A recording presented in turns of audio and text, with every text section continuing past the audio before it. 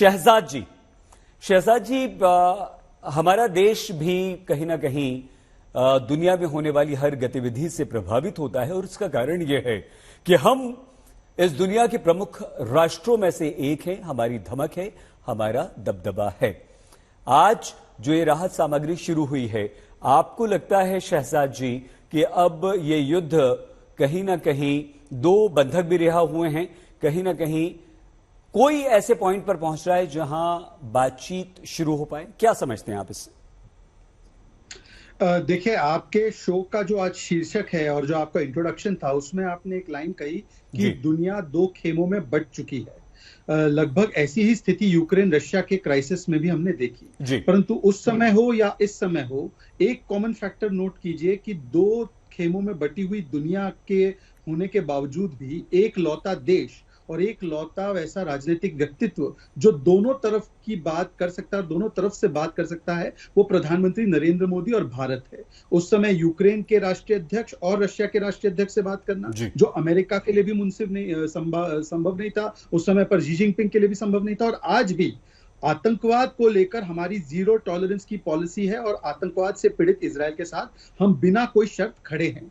जो वहां के नेतन्याहू जी है, उनके साथ हमने बात की और उसके साथ साथ हमने फिलिस्तीन के राष्ट्रपति महमूद अब्बास से भी बात की, क्योंकि भारत का हमेशा से एक लॉन्ग स्टैंडिंग पक्ष रहा है कि एक स्वतंत्र संप्रभु फिलिस्तीन जो स्व अस्तित्व में रहे इजरायल के साथ, और ये पूरा मामला शांतिपूर्वक बातचीत के माध्यम से ही स्थापित हो, ताकि लेजिटिमेट एस्पिरेशन जो है फिलिस्तीनियों के वो स्थापित हो पाए। उसके साथ हम आज भी खड़े हैं।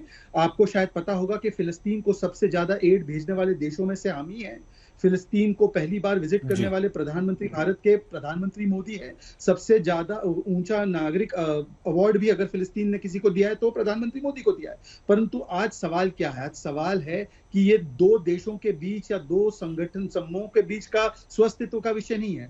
आज ये सीधा सीधा इजरायल पर हुए आतंकवाद का विषय है। और इसीलिए फिलिस्तीन का बहाना बनाकर जो भी हमास की पैरवी करता है, जो भी आतंकवाद के पक्ष में आता है, आज तो उनको अपना स्टैंड क्लियर करना है।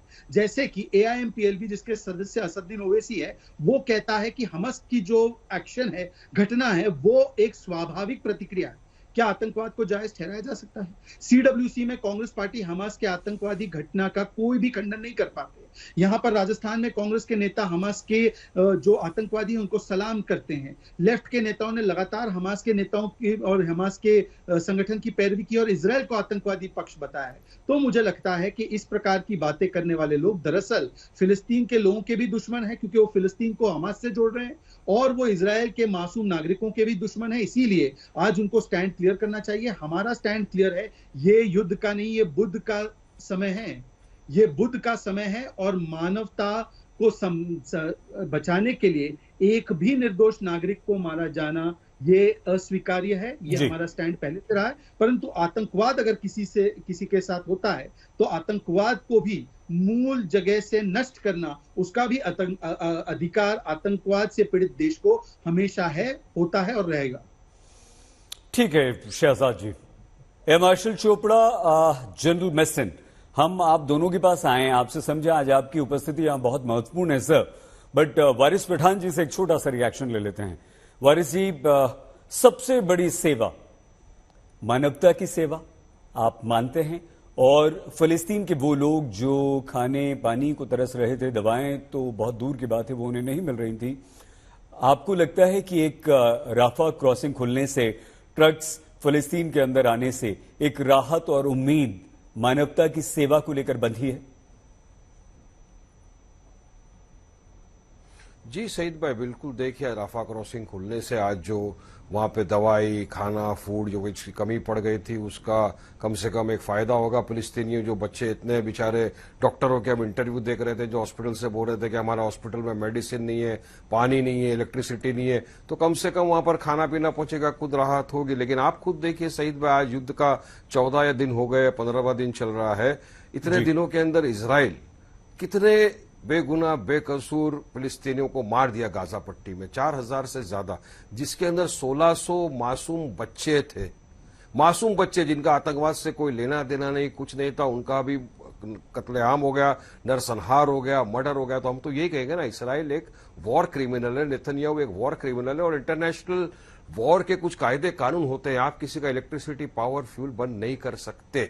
जब रशिया ने यूक्रेन के ऊपर वॉर किया था, ईस्ट यूरोपियन कंट्री की जो हेड है, जो अभी 3 दिन पहले इसराइल भी गई थी, उन्होंने खड़े होकर कहा था कि ये एक्ट ऑफ वॉर है, एक्ट ऑफ टेरर है अगर आप किसी का खाना पीना पानी बंद कर देते हो। मगर इसराइल ने माना नहीं। अब बात नंबर 2, हम किसके साथ खड़े हैं? हम तो हमेशा से इंसानियत के साथ खड़े हैं। हर वो शख्स जो इंसानियत में यकीन रखता है, सईद भाई, आज वो फिलिस्तीन के साथ खड़ा हुआ है। मगर कुछ मानसिकता के लोग हैं, जब हिटलर ने यहूदी के ऊपर जुल्म किया था तो ये आरएसएस ने हिटलर का सपोर्ट कर दिया था। आज इजराइल अगर फिलिस्तीनियों के ऊपर जुल्म कर रहा है तो ये लोग जाके इसराइल के साथ खड़े हो गए। तो ये तो जुल्म का हमेशा से समर्थन करते आए। हम इनके साथ, हम तो फिलिस्तीन के साथ खड़े। और बात नंबर 2, 1977 में जब अटल बिहारी वाजपेयी हमारे भारत देश के एक्सटर्नल अफेयर्स मिनिस्टर थे, उस वक्त उन्होंने खड़े होकर कहा था कि इजराइल ने फिलिस्तीनियों का जो लैंड है वो गैर कानूनी कब्जा कर लिया है, उनको खाली करना होगा। इतना स्ट्रिक्ट से उन्होंने कहा था। नेल्सन मंडेला ने सपोर्ट किया, पर एक्स प्रेसिडेंट बराक ओबामा जी ने सपोर्ट किया। आज हमारा भारत देश का एक्सटर्नल मिनिस्टर ने भी सपोर्ट किया। उन्होंने कहा है कि हम फिलिस्तीन के इंडिपेंडेंस के साथ खड़े हुए। मोदी जी तक ने परसों के दिन ट्वीट करके कह दिया कि हम ह्यूमैनिटेरियन जो फिलिस्तीन का हम उसके साथ खड़े हुए। मगर यहां कुछ लोग उनकी बात को भी नहीं मानते। तो खैर इनकी बात है वो, मगर हमारे देश ने हमेशा से आतंकवाद के खिलाफ बात की। हमने भी हमेशा से आतंकवाद का खंडन किया है। हमने हमेशा से वायलेंस की निंदा की है। हर आतंक की घटना का हमने हमेशा से खंडन किया। तो वो लोग थे सईद भाई जिन्होंने आईएसआईएस के चीफ बगदादी को जानूम का कुत्ता कहा था। तो हमको ये फिलिस्तीन के साथ खड़े रहना मतलब अब आतंकवादी के साथ खड़े हो गए, ये जो लेबल ये लोग लगा रहे हैं ना, ये बिल्कुल सरासर गलत है, बेबुनियाद है। हम तो खड़े हैं, खड़े थे, खड़े रहेंगे। हमारा तो आस्था का भी विषय है ना सईद भाई। वहां पर जेरूसलम के अंदर हमारी मस्जिद अक्सा भी है, हमारा बैतुल मुकद्दस है, हमारा पहला किबला है। तो हमको तो उसकी भी फिक्र है। और हम ह्यूमैनिटी के साथ जो खड़ा है वो फिलिस्तीन के साथ खड़ा हुआ है। हमारे भारत देश ने साफ कह दिया है कि हम फिलिस्तीन के साथ खड़े हुए। आप शेख मोहम्मद बिन सलमान, जिसको मोदी जी ने गले लगाया, इतनी अच्छी बातें की, आज तो वो भी फिलिस्तीन के साथ खड़े हुए। उन्होंने तो कहा कि 1967 का जो बॉर्डर का एक्ट है इसराइल को वो मानना चाहिए, उस हिसाब से सब करना चाहिए। तो वर्ल्ड स्टैंड विद फिलिस्तीन। अमेरिका के अंदर जूस ने मोर्चा निकाला है और उन्होंने इसराइल के अगेंस्ट में बात की है। वारिस जी, क्षमा मैंने आपको बीच में रोका क्योंकि आपके पास बहुत सारी बातें हैं बोलने के लिए, लेकिन 2 बहुत इंपॉर्टेंट गेस्ट हमारे साथ हैं। जुल मेस्टन, हम और हर एक आम भारतीय ये समझना चाहता है, हम भी सर, हमें समझ नहीं आता। आप तो डिफेंस एक्सपर्ट हैं सर, आपने बहुत युद्ध देखे हैं, दुनिया के हथियारों को, दुनिया की शक्ति को आप जनरल मेस्टन बहुत अच्छी तरह से जानते हैं। सर, ये किस तरह से हमला होता है? इसमें मासूम फलस्तीनियों की क्या गलती है जिनका खाना पानी बंद कर दिया गया? और ये कैसे दूर देश में बैठा इजराइल या कोई भी देश तय करता है कि आतंकवादी ठिकाना कहां है? और ये कहता है कि हमने हमास के अड्डों को उड़ाया, और उड़ता है एक हॉस्पिटल, उड़ता है एक चर्च, और रिहायशी इमारतें धराशायी होती हैं, हजार लोग मरते हैं। सर, आपने सईद बहुत अच्छा सवाल उठाया है। देखिए, कोई भी लड़ाई की ना कहीं शुरुआत होती है। इस लड़ाई की शुरुआत 7 अक्टूबर को ही थी, और अभी वारिस पठान ने भी उसके बारे में जिक्र किया। उन्होंने जरूर बोला कि इजराइल ने क्या किया है, लेकिन एक भी शब्द उन्होंने ये नहीं बोला कि हमास ने क्या किया। जी, वो जो क्रूरता दिखाई गई है, जो बच्चों को नहीं छोड़ा है, जो औरतों को नहीं छोड़ा है। और देखिए, उनके जो ऑपरेशनल डायरेक्टिव था, मिलिट्री प्लान, पॉलिटिकल ऑब्जेक्टिव बहुत क्लियर था, किल मैक्सिमम जूस। ये काय के लिए था? ये इसीलिए था जो हिटलर ने किया, और जो यहूदियों के लिए, वारिस पठान जी तो समझते होंगे इस बात को, यहूदी वो कौम है जिसके साथ अत्याचार 7th सेंचुरी BC से होता जा रहा है, चाहे सीरियन एम्पायर से हो या रोमन एम्पायर से है, एडी के दौरान, और बहुत अत्याचार हुए हैं वहां, और उनकी पॉपुलेशन हमें हमेशा डिस्प्लेस ही हुई है। और ये जो अब्राहम एकॉर्ड्स का नाम है, देखिए ओरिजिन जूस का, या यहाँ पर जो अभी उन्होंने एक अलग सा मॉस्क की भी बात उठाई है। जनरल मेस्टन, आप जिस समय बात कर रहे हैं, एक ब्रेकिंग न्यूज, बड़ी खबर आ गई, अगर आपकी आज्ञा हो तो हमको बता दें। बड़ी खबर यह है कि गजा में हमास के ठिकानों पर एयर स्ट्राइक इसराइल ने की है। इसराइल ने फिर से बम गिराए हैं और मिसाइलें दागी हैं। हमास के ठिकानों पर ये एयर स्ट्राइक इसराइल की तरफ से गजा में हुई है और अब तक का अपडेट भी आपको देते चलें, 4000 से ज्यादा लोगों की मौत की खबर भी आ चुकी है और यह आंकड़ा कहीं ज्यादा हो सकता है। इस समय अभी अभी खबर आई है कि ये एयर स्ट्राइक इजराइल की तरफ से अभी इसी समय हुई है। हमारे साथ जनरल मिस्टन है। जनरल मिस्टन अपनी बात कर रहे थे और ये लेटेस्ट तस्वीरें भी हम आपको दिखाएं। ये ऐसा लगता है कि कई सारी इमारतें, लगता नहीं है, आप और हम देख सकते हैं, कई सारी इमारतें ध्वस्त कर दी गई हैं, उन्हें मिट्टी में मिला दिया गया है। जैसे एक शब्द हम इस्तेमाल करते हैं, जमींदोज या धराशाही। धरा यानी कि जमीन में उसे मिला दिया गया है। इन इमारतों को धराशाही कर दिया गया है, इन्हें मिट्टी में मिला दिया गया है और ये एयर स्ट्राइक का ही परिणाम है कि यहां ऊंची ऊंची इमारतें जो खड़ी थीं वहां पर अब सिर्फ मलबों का ढेर है। क्या ये सिर्फ इमारतें खड़ी थी? क्या इसमें लोग नहीं थे? ये सारी रिहायशी इमारतें हैं, रिहायशी इलाका है और दिल दहल जाता है इन तस्वीरों को देखते हुए। जनरल मिस्टन, अगर आप ये तस्वीरें देख पा रहे हैं और सर आपने देखी भी हैं पहले भी, अब कैसे कोई भी देश या इजराइल ये तय कर रहा है जनरल मिस्टन कि यही हमास का ठिकाना है? और हमास के आखिर ऐसे कितने ठिकाने हैं जनरल मिस्टन? यहां तो सैकड़ों इमारतें बड़ी बड़ी और वो भी रिहायशी इलाकों में वो मिट्टी में मिला दी गई हैं। तो आपको लगता है सर, एक फौजी होने के नाते फिर से हम ये समझना चाहते हैं कि आखिर ये होता कैसे, तय कैसे होता है सर? बिल्कुल, आपने वो सवाल जो किया था और उसी को मैं कंप्लीट कर रहा था जी। तो देखिए, इजरायलीज ने और जूस ने बहुत सफर किया है। उनके तो 2 टेम्पल्स हैं, एक 5th सेंचुरी बीसी में बर्बाद किया गया था और दूसरा ये 70 एडी में। तो उन्होंने बहुत सहा है और उसके बाद वहीं से उसी अब्राहम से क्रिश्चियनिटी निकली है और कुछ सालों के बाद, या कुछ साल नहीं, कुछ सेंचुरीज के बाद उसी से इस्लाम निकला है। तो तीनों रिलीजन्स का कॉमन पॉइंट तो अब्राहम है। तो वो वहां पर हमेशा ये डिस्प्लेसमेंट रहा है और ये इनको प्रॉमिस लैंड दिया गया था, वो पता है, ये हिस्टोरिकल है। अब बात करते हैं लड़ाई किसने शुरू की। तो हमास ने शुरू की। मैंने आपको बताया उन्होंने क्या क्रूरता की। दूसरी क्रूरता ये थी कि होस्टेजेस ले गए। उनके ऑपरेशनल डायरेक्टिव में था कि किसी को भी पकड़ना है, होस्टेजेस। ये पहली बार शायद आपने भी देखा होगा जिंदगी में, हमने भी इतने टेररिस्ट ऑर्गेनाइजेशन देखे हैं, वो जनरली फौजी को पकड़ लेते हैं या 1-2 सिविलियन को। यहाँ तो 200 से ज्यादा सिविलियन और बच्चे हैं, उसमें खूब सारे बच्चे हैं। आप इसी को कोई कल्पना कर सकता है? तो शुरुआत तो वहां से हुई। अब क्या इजराइल के पास क्या इरादा था? इजराइल के पास एक ही चारा था, हमास को खत्म करना। और उन्होंने अपना ऑपरेशनल मिलिट्री प्लान डायरेक्टिव बहुत क्लियर कट लफ्जों में दिया है, हमास का खात्मा करना। अरब वर्ल्ड का जहां तक सवाल है, कोई भी अरब वर्ल्ड के नेता ने हमास का सपोर्ट नहीं किया है। सब ने सिर्फ बोला है कि पैलेस्टीन को उनकी जो राइटफुल राइट्स है वो मिलनी चाहिए। ये हमास के साथ कोई नहीं खड़ा हुआ है, और चाहे हिंदुस्तान हो या कोई भी देश हो, हमास के साथ या कोई टेररिस्ट के साथ खड़ा नहीं होता है। अब लड़ाई कैसे की जाती है? लड़ाई तो एक पार्टी ने शुरू की, अब दूसरी पार्टी के पास क्या ऑप्शन है? हमेशा ग्राउंड अटैक किया जाता है और पहले एयर अटैक किया जाता है। एयर अटैक कहां किया जाता है? कमांड कंट्रोल स्ट्रक्चर्स में, लॉजिस्टिक स्ट्रक्चर्स में, इंफ्रास्ट्रक्चर में। और ये सारे कहां पर है? ये गाजा में है। इसको उनको जानते हुए इजरायली सेना को उन्होंने कई दिनों से हुक्म दे दिए थे कि तमाम पॉपुलेशन नॉर्थ गाजा से, अब मैं नॉर्थ गाजा क्यों बोल रहा हूं, वो उनका एक मिलिट्री ऑब्जेक्टिव है।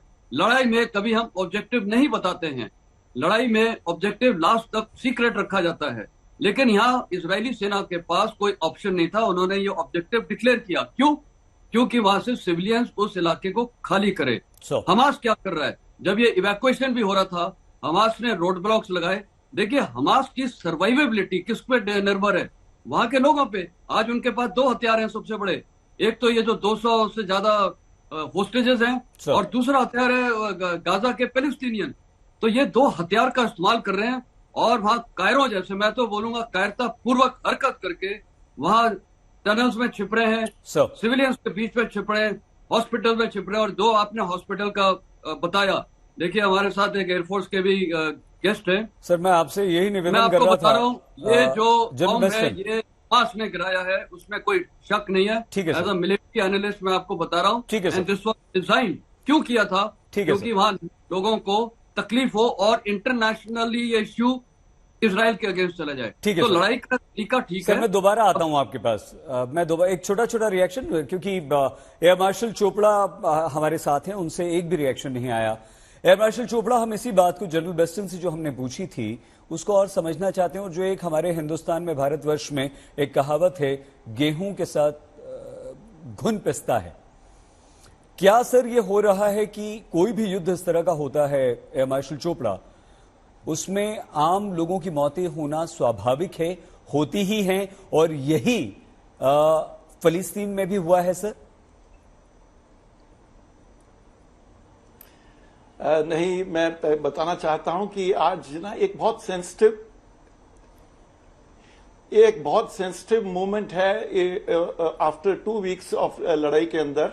सर, हमास ने शुरुआत की, तकरीबन 1500 इजरायली इनोसेंट्स की डेथ हुई, तकरीबन 4000 हमास की पैलेस्टीनियंस की डेथ हुई, मोस्टली इनोसेंट्स।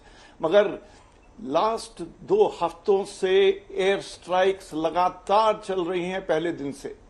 देखिए, एक लॉन्ग टर्म प्लान है, हमास को खत्म करना है। उसको खत्म करने के लिए एक ना एक दिन ग्राउंड ऑफेंसिव की जरूरत है, मगर ग्राउंड ऑफेंसिव शुरू होने से पहले उनको कुछ सेंसिटिव टारगेट्स को अटैक करना है। देखिए, ये नॉर्मल लड़ाई नहीं है। मार्शल चोपड़ा, सॉरी सर, मैं आपको बीच में रोक रहा हूं, सॉरी टू इंटरप्ट यू। एक बड़ी खबर आ गई है इस वक्त, फलस्तीन की तरफ से यह खबर आई है, युद्ध चल रहा है, लेकिन फलस्तीन के राष्ट्रपति महमूद अब्बास ने बड़ा बयान दे दिया है, और उन्होंने कहा किसी भी कीमत पर हम अपनी जमीन नहीं छोड़ेंगे, यानी कि फलस्तीन को नहीं छोड़ेंगे। महमूद अब्बास फलस्तीन के राष्ट्रपति ये कहते हैं कि हम किसी भी कीमत पर ये अपनी जमीन को नहीं छोड़ेंगे। ये फलस्तीन के राष्ट्रपति महमूद अब्बास ने, जिनका बयान आपने सुन लिया, उन्होंने कहा कि हम किसी भी कीमत पर फलस्तीन को नहीं छोड़ेंगे, अपनी जमीन को नहीं छोड़ेंगे। एयर मार्शल चोपड़ा सर, अपनी प्लीज बात पूरी कर लीजिए। और एड ऑन सर, मैं आपको यहां पर जोड़ देता हूं, कोई भी युद्ध होता है सर, कोई भी सेना अगर किसी दूसरे देश के किसी इलाके में घुसती है, वहां लोग अगर चले जाते हैं, तो क्या सर ऑटोमेटिकली उसका कब्जा हो जाता है? और आपको कितना लगता है कि अगर मान लीजिए फलस्तीन के लोगों को फलस्तीन का एक हिस्सा खाली करने को कहा गया, और अगर वहां पर इजराइल की सेना आती है, तो वो इजराइल का ऑटोमेटिकली वहां पर कब्जा हो जाएगा सर? एयर मार्शल चोपड़ा, मानते हैं आप इस बात को सर?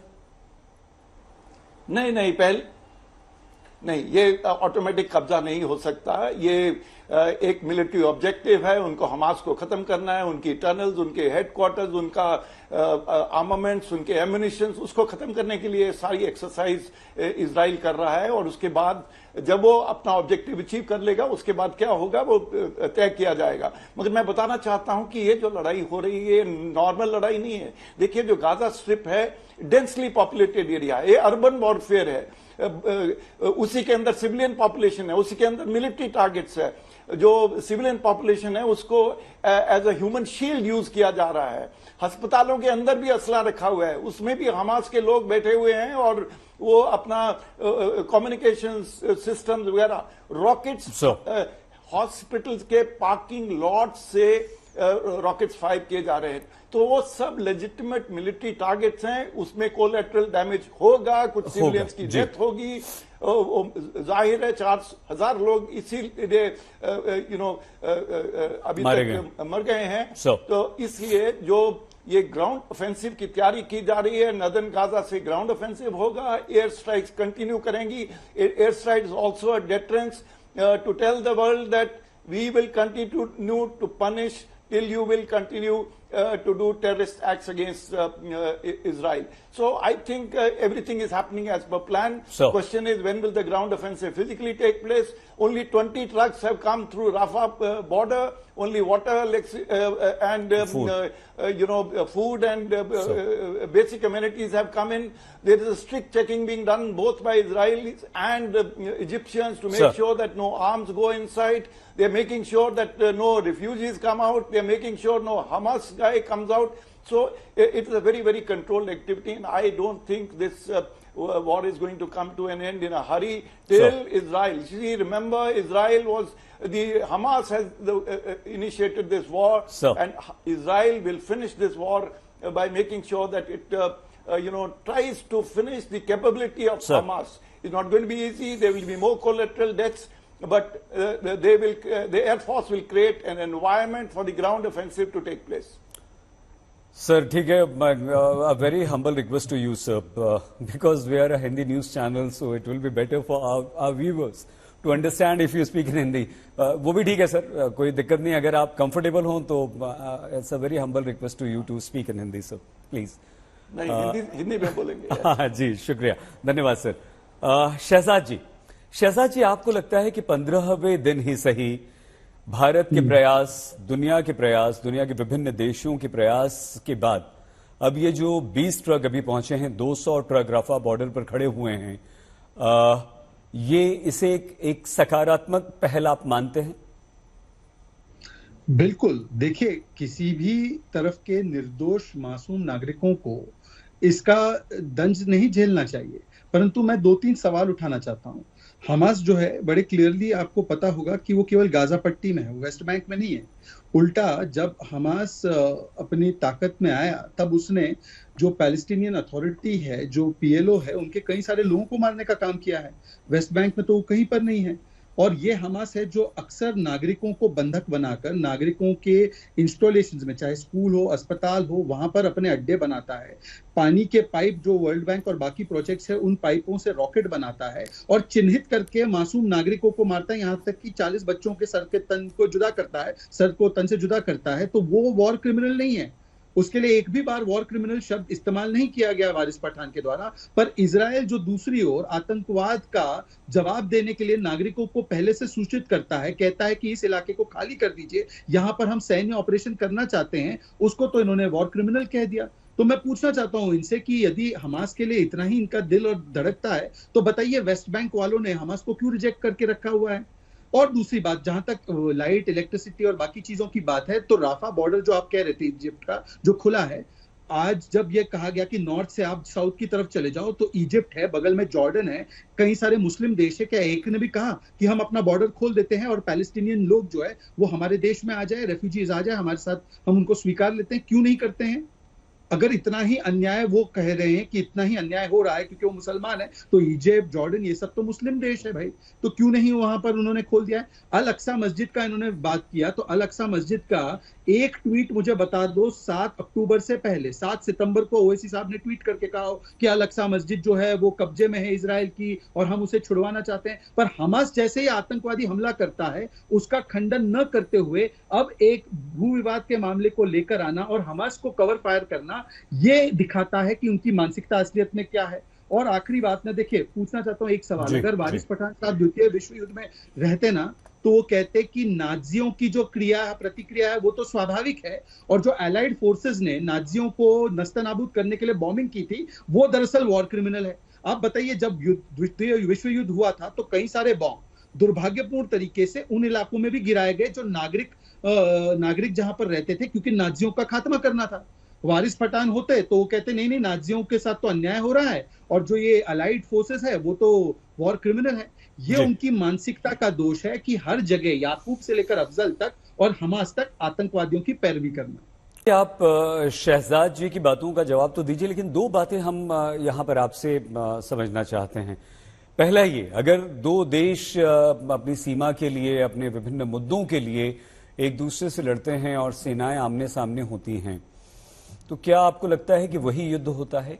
और हमास को अगर आप आतंकवादी संगठन नहीं मानते हैं या आप उसे अपने लोगों की लड़ाई के लिए लड़ने वाला एक गुट मानते हैं, तो क्या जिन महिलाओं, बच्चों का, बुजुर्गों का अपहरण किया गया है, 200 से अधिक लोगों का, और वो भी विभिन्न दुनिया के विभिन्न देशों के लोग उसमें शामिल हैं, वारिस पठान जी, आप इसका समर्थन करते हैं कि आप इस कृत्य को सही मानते हैं? देखिए सईद भाई, मैंने सबकी बात बैठ के सुना। मैं शहजाद पूनावाला जी की बात और उनके जो पहले, यानी वो जो ब्लैक कोट में बैठे जनरल जो एक्सपर्ट है जी, दोनों की बात का मैं जवाब देना चाहूंगा। जरा मुझे आराम से जरा बोलने दीजिए।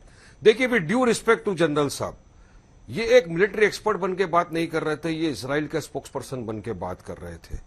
ये जंग की बात थी, दोनों की तरफ की इनको बात करना चाहिए था। इन्होंने एक भी बार ये नहीं कहा कि जंग का जो कानून है वो ये कि किसी का आप light, electricity, water, food supply बंद नहीं कर सकते। इन्होंने एक भी बार ये नहीं कहा कि इजराइल जो फास्फोरस यूज कर रहा है बॉम्ब में वो इलीगल है, बैंड है, वो इजराइल इस्तेमाल नहीं कर सकता। बात नंबर 3, इन्होंने खुले मन से बोल दिया कि अल आहली बैप्टिस्ट हॉस्पिटल के ऊपर इजराइल ने नहीं, फिलिस्तीन ने मिसाइल मार के खत्म कर दिया उसको। सरासर गलत, और ये झूठ बोल रहे हैं यहां पर बैठकर। विद ड्यू रिस्पेक्ट मैं आपको बोलना चाहूंगा, सबसे पहले जब अल आहली बैप्टिस्ट हॉस्पिटल के ऊपर बम्बार्डिंग हुई, उसी वक्त नेतन्याहू का जो राइट हैंड मैन है, डिजिटल स्पोक्स पर्सन, उसने आके ट्वीट किया कि इजराइल ने उस हॉस्पिटल के ऊपर बॉम्बिंग किया और इतने लोगों की डेथ हो गई। उसके बाद में उसने ट्वीट डिलीट किया। फिर इजराइल ने एक वीडियो डाला कि हमास ने किया, उस वीडियो को डिलीट किया। इजराइल झूठ बोलने का आदी है, इजराइल झूठा नंबर 1 है। 1996 काना मैसेकर हुआ था, आपको याद होगा तो, साउथ लेबनन के अंदर इजराइल ने कहा कि वहां पे सब जमा हो जाइए रेफ्यूजी। वहां तो कुछ था नहीं, वहां तो कोई छुपा हुआ नहीं था टनल के अंदर, वहां तो कोई औरतों को शील्ड नहीं बना रहा था। सारे रेफ्यूजी यूनाइटेड नेशन के कंपाउंड के अंदर जमा हो गए। वहां पर इजराइल ने बॉम्बिंग किया और 100 लोगों की जानें चले गई, जिसके अंदर महिलाएं और बच्चे ज्यादा थे। अब शहजाद पूनावाला ने बात किया कि 400 बच्चों का, 40 बच्चों का फिलिस्तीनों ने गला काट के मार दिया। शहजाद भाई, सरासर झूठ निकली ये बात। जिस रिपोर्टर ने ये बोला, उसी रिपोर्टर ने टीवी के चैनल पर आकर कहा कि मेरे पास कोई पुख्ता सबूत इस बात का नहीं है। इसराइल की डिफेंस फोर्स ने आके कहा कि ये सिर्फ अफवाह है, इसका कोई जेन्युइनिटी नहीं है। जो बाइडेन अमेरिका के प्रेसिडेंट ने बयान दिया था कि ये बहुत गलत बात हो गई, लेकिन उसी दिन शाम को उन्होंने एक प्रेस रिलीज निकाला वाशिंगटन ने और कहा कि ये गलत है, ऐसा कोई हमारे पास पुख्ता सबूत नहीं है। और देखिए, मैं फिर बोल रहा हूं, पैलेस्टीन के साथ खड़ा रहना आतंकवादी के साथ खड़ा रहना कैसा हो गया? क्या हमारे देश के पूर्व प्रधानमंत्री अटल बिहारी वाजपेयी भी आतंकवादी के साथ खड़े थे क्या? फलस्तीनियों के लिए इंसाफ मांगना गलत कब से हो गया? बताइए मेरे को। आपको रोकना नहीं चाहता था, रोकूंगा भी नहीं, किसी को नहीं रोक रहा हूं बीच में मैं, लेकिन जिस तरह से वारिस पठान जी मुझे ही रोक रहे हो, बच्चों को मुझे रोक रहे हो आप? नहीं, आपने, क्योंकि मैं बिल्कुल नहीं रोक रहा हूं, मैं अपना सवाल दोहरा रहा हूं, आप शायद आपके जहन से निकल गया इसलिए। हमास ने जिन बच्चों का, महिलाओं का अपहरण किया है, क्या आप उसे सही मानते हैं? नहीं, देखिए, वायलेंस का तो हमने हमेशा से कंडेमनेशन किया है सईद भाई। टेररिज्म एक्टिविटी का हमने हमेशा से कंडेम किया है। मगर 2008 से लेके अब तक 1.5 लाख फलस्तीनियन सिविलियनों का नरसंहार कर दिया, उसके बारे में भी तो सवाल किया जाएगा ना। 33,000 बच्चों का नरसंहार कर दिया गया, उसके बारे में भी तो अब सवाल करा जाएगा ना इसराइल से। आप ही इस वक्त 15 दिन के अंदर आपने 1,640 बच्चों को मार दिया, कत्ल कर दिया, उसके बारे में कौन जवाबदारी लेगा? क्या ये एक्ट ऑफ टेरर नहीं है? क्या ये टेररिज्म नहीं है? हर चीज जो टेरर एक्टिविटीज है उसका खंडन करना चाहिए। और इस स्टेज पे आज दुनिया खड़े होकर ये बोल रही है इजराइल में रोक रहा हूं, एक मिनट रोक रहा हूं क्योंकि समय समाप्त हो रहा है। एक अपडेट हमारे पास आ गया है इस वक्त हमारे, ये देखिए बड़ी खबर आ गई और ये आधिकारिक आंकड़ा यहां पर आया है। इजरायली हमले में अब तक 4,385 लोग मारे गए हैं। ये 4,385 लोगों में 1,756 बच्चे शामिल हैं। ये अपडेट इस समय आया है। शहजाद जी, आपको लगता है जो सवाल हमने जनरल मैस्टन से पूछा, जो प्रश्न हमने एयर मार्शल चोपड़ा से पूछा, हम आपसे वही समझना चाह रहे हैं। आपको लगता है, आप ये मानते हैं कि निर्दोष लोग मारे जा रहे हैं, बच्चे मारे जा रहे हैं? जो तस्वीरें अगर आप, शहजाद जी, आप भाई अगर आप देख पा रहे हो, तो ये तो कई के कई बिल्डिंग, क्या इतना हमास पूरे फलस्तीन में, इस इलाके में, गजा में क्या पूरा हमास ही हमास है जो कई सुनिए तो सैकड़ों बिल्डिंग्स, कई 100 बिल्डिंग्स को उड़ा दिया गया और 1,756 बच्चे। क्या बदला लेने की सनक में अगर उन्होंने गलत किया, अगर एक आतंकवादी संगठन बच्चों का अपहरण करता है, मारता है बच्चों औरतों को, तो आप भी मार देंगे? ऐसे तो दुनिया कैसे बचेगी? सईद जी, मैं आपको दोनों पक्ष से एक बात रखना चाहता हूं। देखिए, बीच में ना बोले, एक एक करके बात रखते हैं। एक है हमास, जो चिन्हित करके नागरिकों को मारता है और जो बच्चों को टारगेट करता है, महिलाओं को टारगेट करता है चिन्हित करके। और हमास के चार्टर में लिखा है कि इजराइल और यहूदियों को नस्तनाबूद करना है, दुनिया की उसको उजाड़ कर रख देना है, ये उसके चार्टर में है। दूसरा है इजराइल, जो कि ऑफ कोर्स वो जब वहां पर बॉम्बिंग करता है तो कोलैटरल डैमेज हो रहा है और वो नहीं होना चाहिए, और जहां तक संभव है वहां तक किसी भी नागरिक, किसी भी निहत्थे व्यक्ति की जान नहीं जानी चाहिए। परंतु दोनों में अंतर देखना बहुत जरूरी है। एक है जिसका लक्ष्य ही मार देना है नागरिकों को, और उसको आज तक या अभी तक इन्होंने बिना कोई शर्त के कंडेम नहीं किया है। मैं दूसरा इनसे सवाल पूछना चाहता हूं, इन्होंने आईडीएफ और जो बाइडेन का नाम लिया, मैंने तो नहीं लिया पूरे डिबेट में। इसी आईडीएफ और इसी जो बाइडेन ने कहा कि जो अस्पताल पर हमला हुआ वो हमास की साइड से हुआ, और जैसे ही ये बयान आया सामने तो पूरी इनकी जो मंडली है, हमास मंडली, ये चुप हो गई, उसका खंडन करना लगभग बंद हो गया। शहजाद जी, आपको रोक रहा हूं मैं बीच में, को कोट किया तो बताइए। नहीं, गलत बात है, जो झूठ बात बाइडेन का आपको रोक रहा हूं। स्टेटमेंट है, झूठ बात है, happened for the other team. Israel झूठ है, मैं झूठ आपको रोक रहा हूं। नहीं, आपको भी वारिस जी, आपको भी मैं रोक रहा हूं। अरे आप एयर मार्शल चोपड़ा और जनरल मेसन, क्योंकि देखिए समय समाप्त हो रहा है, सिर्फ 1.5 मिनट हमारे पास है। एयर मार्शल चोपड़ा सर, आपको लगता है कि जिस तरह से अब ट्रक्स को इजाजत दी है गजा में जाने की, अब आपको लगता है कि कहीं ना कहीं 2 बंधकों को छोड़ा गया है, आपको लगता है कि ये युद्ध अब उतना भीषण और भयानक नहीं दिख रहा जितना हमें दिख रहा था, और कहीं ना कहीं इसकी समझौते के आपको आसार कुछ नजर आते हैं सर? कोई उम्मीद आपको दिखती है सर?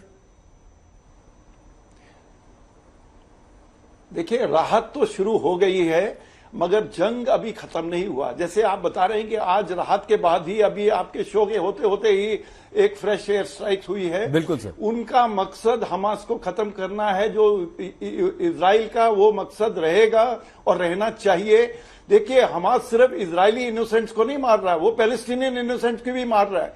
जो भी उनकी अथॉरिटी को क्वेश्चन करता है या उनके आतंकवादी काम को सपोर्ट नहीं करता, वो पैलेस्टीनियंस को भी मार रहा है। तो ये बहुत जरूरी है और उनको एज अ शील्ड यूज कर रहा है। ठीक है सर। दूसरी बात मैं कहना चाहता हूं कि ये जो इंफॉर्मेशन वॉर है, जो फैक्ट्स को घुमा के, फिगर्स को घुमा के बताया जा रहा है, ये दोनों साइड्स कर रही हैं। ये बहुत गलत है सर। मैं आपको सो सॉरी, मैं रोक रहा हूं आपको क्योंकि टाइम एकदम खत्म हो गया है sir. I am very sorry air marshal Chopra. General mason, concluding remark sir आपकी तरफ से, आपको क्या उम्मीद अब आगे नजर आ रही है? कंक्लूडिंग रिमार्क्स, पहली बात उम्मीद नजर आ रही है, ये जो पीस कॉन्फ्रेंस हो रही है इजिप्ट में, कैरो में, इसका कोई होप है। और दूसरा, वारिस पठान ने जो आज इंडियन आर्मी के एक जनरल जिसने 40 साल यूनिफॉर्म पहनी है, वो मेरे को बोलता है ब्लैक कोट वाला, और वो बोलता है आईडीएफ का स्पोक्समैन। ये तो इनकी दिखाता है कि इनके मुझे आपका नाम नहीं मालूम था, फिर ड्यू रिस्पेक्ट मैंने आपको बोला है। मैंने आपको फिर ड्यू रिस्पेक्ट बोला है। आप मुसलमानों के प्रति इतना फॉर्मुलेशन नहीं रख सकते। नहीं, आप गलत बात नहीं कर सकते, आप गलत बात नहीं कर सकते। ठीक है, वारिस जी कोई बात नहीं, प्लीज वारिस जी। गलत नहीं सुनने वाला हूँ किसी का भी सर।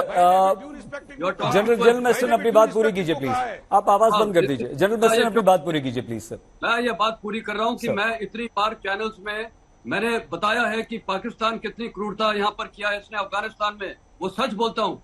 और ये कल मेरे को फिर बोलेंगे ये अफगानिस्तान का भी रिप्रेजेंटेटिव है। These kind of people, they are anti-national, they are cheating this country.